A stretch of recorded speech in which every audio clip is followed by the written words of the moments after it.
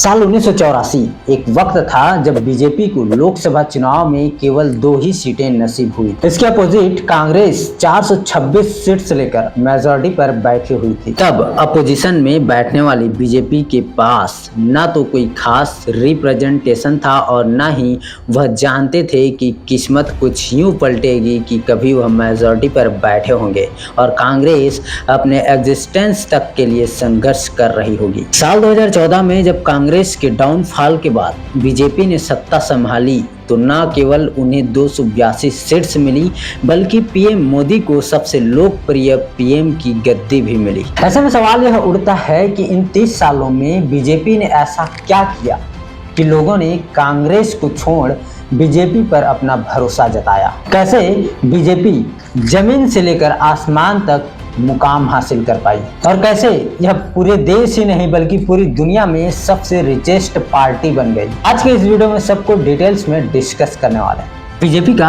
आडवाणी अटल युग से मोदी के राज तक का सफर भले ही आपको आसान लगे, लेकिन इस पार्टी की सक्सेस का सफर दशकों का रहा है। इसकी शुरुआत 1951 में शुरू हुई थी, जब फ्रीडम फाइटर श्यामा प्रसाद मुखर्जी ने 1951 में भारतीय जनसंघ की स्थापना की थी। बीजेपी का नाम तब देश की राजनीति में दूर दूर तक नहीं था, लेकिन जनसंघ को इसलिए बनाया गया ताकि इंडियन पॉलिटिक्स में कांग्रेस के बढ़ते डोमिनेंस को कम किया जा सके और एटलीस्ट लोगों के सामने दूसरा पॉलिटिकल ओपिनियन तो हो। इसके अलावा पार्टी की खासियत यह भी थी कि ये हिंदू राष्ट्र से जुड़ी हुई और इसी एजेंडे पर चलकर यह सत्ता हासिल करने को ही अपना लक्ष्य मानती थी। कमाल की बात तो यह थी कि इस पार्टी को आरएसएस का सपोर्ट था और इसलिए मीडिया में इसे आरएसएस के राजनीतिक मंच के रूप में पेश किया जाता था। शुरुआत से ही जिस तरह से इन्होंने कांग्रेस के खिलाफ मोर्चा संभाला था वह काबिले तारीफ था। यह पार्टी अक्सर कश्मीर मुद्दे से लेकर मुस्लिम मेजॉरिटी के सपोर्ट को लेकर कांग्रेस को घेरती नजर आती थी, लेकिन 1953 में यह सब कुछ तब रुक गया जब कश्मीर में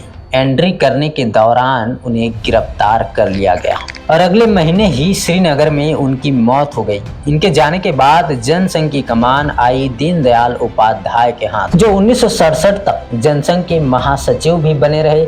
इस दौरान उन्होंने कई बड़ी अचीवमेंट भी हासिल की और लोकसभा में कुछ सीट्स भी जीती, लेकिन काफी कोशिशों के बाद वो पॉलिटिकल शतरंज के बड़े खिलाड़ी नहीं बन पाए। हाँ, लेकिन ले देकर एक चीज अच्छा यह हुआ कि जनसंघ की राजनीति में 2 शानदार लीडर्स की एंट्री हुई और वो शख्स थे अटल बिहारी वाजपेयी और लाल कृष्ण आडवाणी। आने वाले सालों में इन दोनों नेताओं ने जनसंघ को बहुत कुछ दिया और पार्टी को एक नई ऊंचाई पर ले गए जिसकी जनसंघ को उम्मीद भी नहीं थी। सबसे पहले 1968 में वाजपेयी को जनसंघ का अध्यक्ष बनाया गया और इस दौरान पार्टी की 3 इम्पोर्टेंट डिमांड थी। पूरे देश में समान नागरिक संहिता लागू करना, गौ हत्या पर रोक और जम्मू कश्मीर को दिए गए स्पेशल स्टेट्स की समाप्ति। वो इन डिमांड्स को पूरा तो बहुत ही जल्द करना चाहते थे, लेकिन ऐसा हो नहीं पाया, बल्कि इसके अपोजिट एक नई हवा देश में चली और वह हवा थी इंदिरा गांधी के नाम। कांग्रेस की कठपुतली कहलाने से लेकर यह इतनी इन्फ्लुएंस लेडी बनकर सामने आई कि कुछ ही सालों में जनता की हितैषी बन गई। इनके राज में पॉलिटिकल मेजॉरिटी केवल कांग्रेस के हाथ में रही और जनसंघ का नाम कहीं दब कर रह गया। खैर, यह भी जल्द बदला जब इंदिरा गांधी ने प्राइम मिनिस्टर्स की जगह एक तानाशाह बनना शुरू कर दिया। सत्ता इलेक्शन फ्रॉड में पकड़े जाने के बाद सत्ता खोने के डर से उन्होंने देश में इमरजेंसी लगा दी और इसका एक्सपोज करने वाले सभी लीडर्स को जेल में बंद कर दिया गया। इस दौरान जनसंघ एक्टिव होकर इसके खिलाफ आंदोलन में कूद पड़ा और नतीजा यह निकला कि उन्हें भी जेल की हवा खानी पड़ी। उन्होंने हालांकि जेल से भी विरोध करना नहीं छोड़ा, लेकिन कोई फायदा नहीं हुआ। 1977 में इमरजेंसी हटाई गई, तब ये लीडर्स बाहर आ पाए और इसके बाद शुरू हुई देश में इंडियन इलेक्शंस की टक्कर इंदिरा गांधी की तानाशाही से। वैसे तो लोग पहले से ही नाराज थे, इसलिए 1977 में जनसंघ की जीत की उम्मीद बनी। इस पार्टी ने तब कई सारे ग्रुप्स के साथ मिलकर जनता पार्टी बनाई और इंदिरा गांधी को हराकर जनता पार्टी की सरकार बनाई। इसमें मोरारजी देसाई देसाई को देश का पीएम चुना गया और लाल कृष्ण आडवाणी को इंफॉर्मेशन एंड ब्रॉडकास्टिंग मिनिस्टर बनाया गया और अटल बिहारी वाजपेयी जी को विदेश मंत्रालय मिला। कुल मिलाकर यह कहा जा सकता है कि जनसंघ के नेताओं को कामयाबी की एक अच्छी उड़ान मिल चुकी थी। अगर आप सोच रहे हैं कि भला ऐसा क्यों, कब और कैसे हुआ, तो आपको डिटेल में बताते हैं। देखिए, जनता पार्टी कई पार्टी से मिलकर बनी थी, इसलिए प्रॉब्लम यह थी कि कांग्रेस के खिलाफ सभी दल तो एक थे, लेकिन आपस में खींचतान चलती रहती थी। कुल मिलाकर जनता पार्टी का साफ साफ कहना था कि जो पार्टी में रहेगा वह आरएसएस से दूर रहेगा।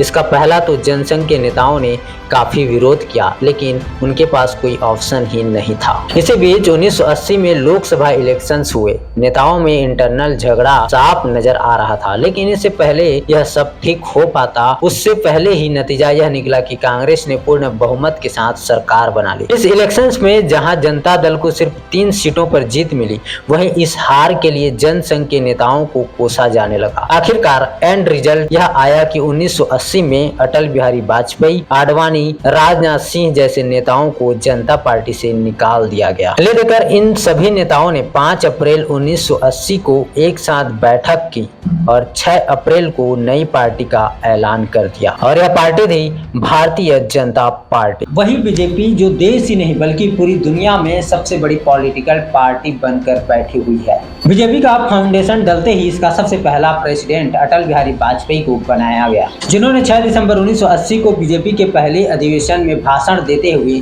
यह कहा था, ये पद नहीं है, दायित्व है, प्रतिष्ठा नहीं है, परीक्षा है, ये सम्मान नहीं है, चुनौती है। मुझे भरोसा है कि आपके सहयोग से, देश की जनता के समर्थन से मैं जिम्मेदारी को ठीक तरह से निभा सकूंगा। अपने इसी भाषण में उन्होंने आखिरी में कहा था, भारत के पश्चिमी घाट को मंडित करने वाले महासागर के किनारे खड़े होकर मैं ये भविष्यवाणी करने का साहस करता हूँ, अंधेरा छटेगा, सूरज निकलेगा, कमल खिलेगा। उस वक्त पार्टी नई थी, तब कौन जानता था कि अटल जी की यह बात सच साबित होगी। लेकिन आज जब हम पीछे देखते हैं तब ये पता चलता है कि उनकी ये बात कितने सच थे। खैर, इसी सोच के साथ पार्टी आगे बढ़ी। वहीं दूसरी तरफ अयोध्या का मुद्दा गरमाया हुआ था। हिंदूवादी संगठनों ने बिहार से अयोध्या होते हुए दिल्ली तक एक भव्य रैली निकाली। इस यात्रा में बीजेपी का कोई बड़ा नेता शामिल नहीं हुआ था, लेकिन उनके समर्थक इस यात्रा में शामिल थे। 31 अक्टूबर को यह यात्रा दिल्ली पहुंचती है और एक बड़ा कार्यक्रम होता है। ठीक उसी दिन सुबह पीएम इंदिरा गांधी को मार दिया गया। उनकी मौत से देश में शोक छा गया। अभी तक जो माहौल चुनाव का था वो एक दुख के सन्नाटे में बदल गया। जो लोग इंदिरा गांधी से जुड़ाव महसूस करते थे, उन्हें गांधी परिवार के साथ हुई घटना से काफी दुख पहुंचा और इसी का नतीजा यह निकला कि चुनाव का पासा बदल गया। 10-20 जो वोट बीजेपी को मिलती भी कांग्रेस के हिस्से में आ गई और 404 के आंकड़े के साथ कांग्रेस को लैंडमार्क सीटें मिली। इनके अपोजिट जनता पार्टी के पास मात्र 10 सीटें हैं, जबकि बीजेपी को सिर्फ 2 पर ही सिमटना पड़ा। आलम तो यह था कि खुद अटल बिहारी वाजपेयी ग्वालियर सीट पर माधवराज सिंधिया से चुनाव हार गए थे। इतनी बड़ी हार के बाद लाल कृष्ण आडवाणी तक ने यह कहा था, यह लोकसभा का नहीं बल्कि शोक सभा का चुनाव था, इसलिए ऐसा परिणाम आया। अब ये रीजन चाहे जो भी रहा हो, फैक्ट तो यही है कि बीजेपी जनता का विश्वास जीतने में नाकाम रही। इसलिए इन्हीं हार के कारणों को खोजने के लिए बीजेपी ने एक कमेटी बनाई। जब कमेटी की रिपोर्ट आई तो पार्टी को पता चल गया कि गांधीवादी समाजवाद से काम नहीं चलेगा।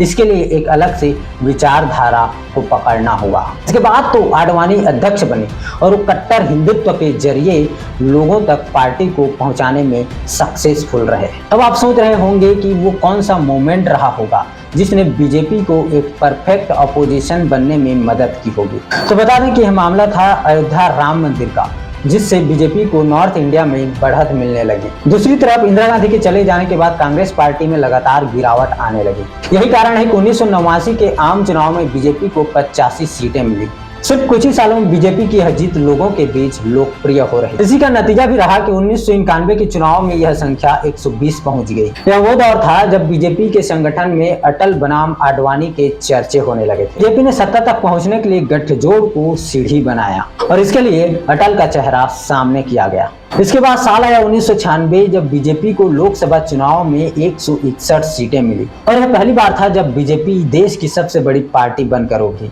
और सरकार बनाने का दावा पेश किया और इसे स्वीकार भी किया गया।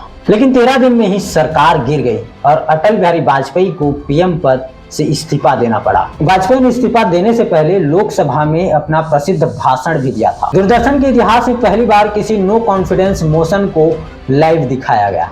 सत्ता का खेल तो चलेगा, सरकारें आएंगी जाएंगी, पार्टियां बनेगी बिगड़ेंगी, मगर ये देश रहना चाहिए। इस देश का लोकतंत्र अमर रहना। अंधेरा छटेगा, सूरज निकलेगा, कमल खिलेगा।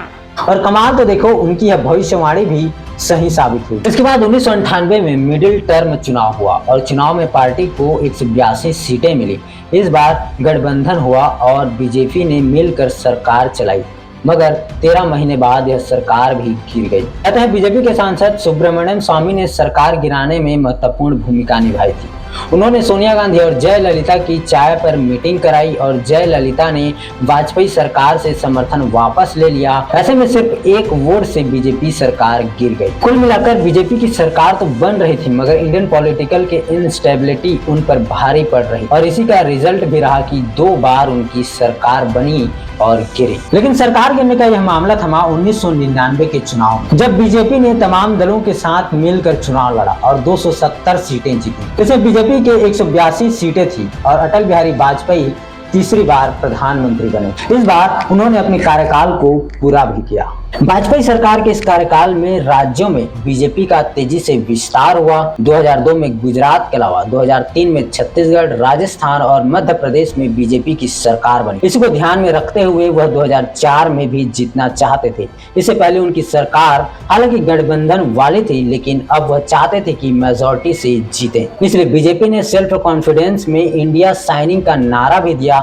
लेकिन पार्टी के लिए यह सेल्फ कॉन्फिडेंस उल्टा ही साबित हुआ। 2004 के चुनाव में पार्टी पूरी तरह से हारी। बीजेपी को 136 सीटें मिली और कांग्रेस की अगुवाई में यूपीए की सरकार बनती है। 2004 की हार एक तरह से अटल के राजनीतिक जीवन को खत्म करने वाली साबित हुई। हार के बाद आडवाणी पार्टी के अध्यक्ष बनने के साथ ही नेता विपक्ष भी बने। वाजपेयी जी ने ऐलान कर दिया कि आडवाणी के नेतृत्व में ही आगे बढ़ेंगे, लेकिन आडवाणी की अगुवाई में पार्टी सवालों से घिरने लगी। पहले उमा भारती ने सार्वजनिक तौर पर सवाल उठाए और पार्टी से निकल गई। फिर जिन्ना की मजार में जाकर आडवाणी ने धर्मनिरपेक्ष नेता बताए। आडवाणी को इस्तीफा देना पड़ा। राजनाथ सिंह नए अध्यक्ष बने। 2009 में आडवाणी ही पीएम उम्मीदवार बने, लेकिन बीजेपी न सिर्फ चुनाव हारी बल्कि सीटें 112 तक सिमट गईं। आडवाणी नाकाम होकर पीएम इन वोटिंग का खिताब पा चुके थे। लोकसभा में सुषमा स्वराज और राज्यसभा में जेटली विपक्ष के नेता बनाए जा चुके थे। एक तरफ से बीजेपी ने यह अटल आडवाणी युग की समाप्ति की थी। आडवाणी के कमजोर पड़ते ही बीजेपी में सत्ता के कई केंद्र दिखने लगे थे।